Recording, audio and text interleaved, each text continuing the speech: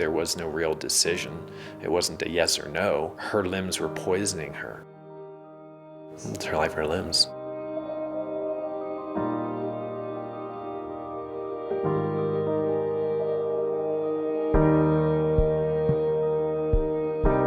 This was about 4 o'clock in the morning on the 31st. So that's when I went upstairs and I more or less carried her downstairs and into the car, and we headed off to the emergency room. They came back and said, we see something in her blood work. We think that we're going to admit her so that we can do further testing. We were on a 5-minute to 5-minute watch that first night. And then I remember very vividly that she was on an automatic machine that was taking her pulse and her blood pressure, and it started beeping a lot loudly. The next thing you knew, 15 people rushed into the room, and that's when we knew there was something different going on. My first memory was looking up at Mike, my husband, and I noticed at that time he was wearing a necklace. And Mike isn't the kind of man who wears necklaces. So I thought, why in the world are you wearing a necklace, and when did this happen? I came to find out that it was my wedding ring that he was wearing.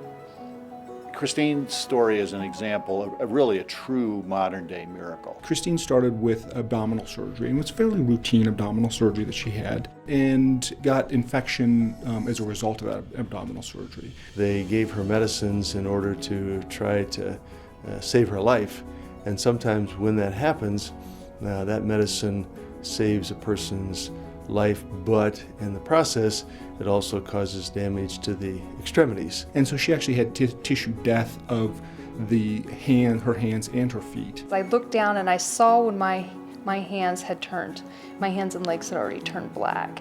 I don't think anybody knew that I had seen that, but because I was on medication, I looked at it and I thought it was, oh, a matter of fact, oh, look at that, my hands and feet are black.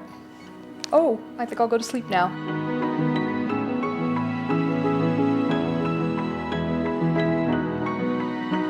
Christine was transferred from another hospital into Presbyterian St. Luke's, specifically for the Denver Center for Extremities at Risk. Instantly, she was surrounded by a team of doctors that evaluated her.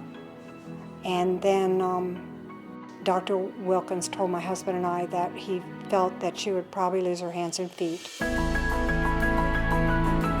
We are very systematic in our approach to that.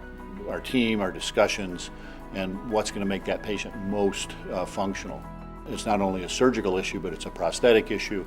And we want to make that patient whole, essentially, even though they've lost their limbs. And that's a big part of what we do. They were very, very concerned about her right leg and that they may not be able to save the knee. I have to say, I cried and kind of begged a little bit. And Dr. Hines said to Dr. Schnur, well, we can go out of the box. Let's go out of the box and see what we can do. And they did. I just thank God they were there. The experience that they have, Chris is extremely functional today because of them.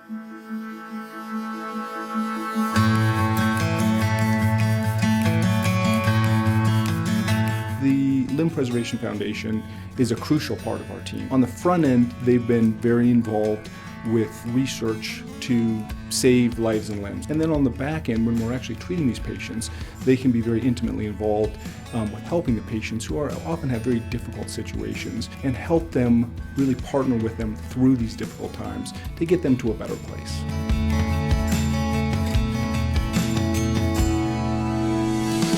The reason we're successful is that we have this group and this community of organizations and people. And it's the Limb Preservation Foundation, it's the Denver Clinic for Extremities at Risk, which is at Presbyterian St. Luke's, who give us tremendous support. It's Allosource, the tissue bank, it's CSU and the Animal Cancer Center. The community meant everything to recovery.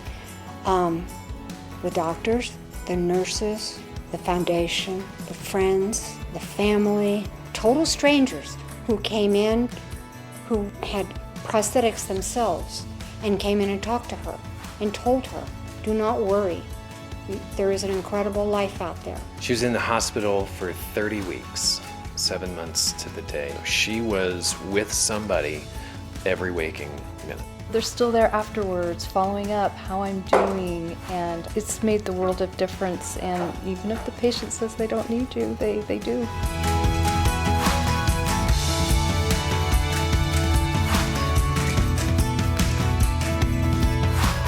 To have her be such a successful, spectacular person after all of this is really a testament not only to her, but the system and the foundation. Every time I came in to see Christine, Christine had a smile on her face. She was always extremely positive, and she always couldn't wait to show me what progress she had made, even from the previous day. She's amazing. That's how amazing someone like this can go from being so disabled to so functional, and you see that, and it's hard to describe. Some days I wake up and think I'm better than before.